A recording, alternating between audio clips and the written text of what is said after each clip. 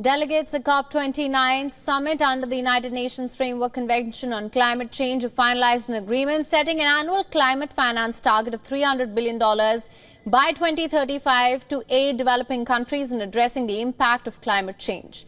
The deal, which was reached after intense negotiations in Azerbaijan, places the responsibility for funding primarily on wealthier nations.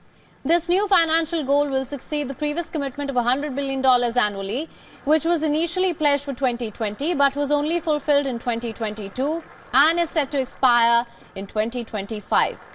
While the European Union described the agreement as ushering in a new era of climate finance, UN Secretary General Antonio Guterres expressed his dissatisfaction on the deal, remarking that the outcome fell short of his expectations of a more ambitious deal. The decision drew sharp criticism from developing and vulnerable nations, including Nigeria, India and Cuba, which had advocated for a substantially higher target that was $1.3 trillion. Representatives from these nations dismissed the agreed amount as insulting, citing the growing scale of climate-related damage they face. Indian Representative Chandni Raina told the COP29 conference that India opposes the adoption of this document, saying that the host, Azerbaijan, ignored its concerns. She also added that the amount that is proposed to be mobilized is abysmally poor and a paltry sum.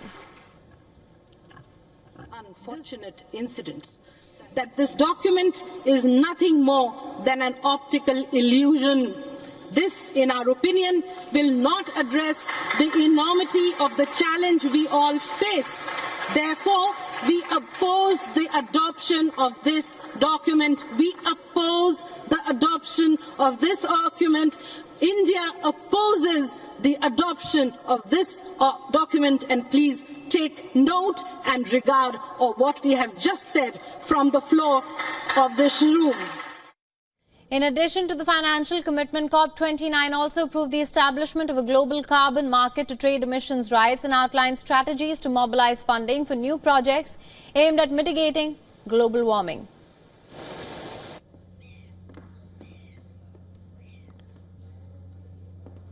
For latest news, download the WION app and subscribe to our YouTube channel.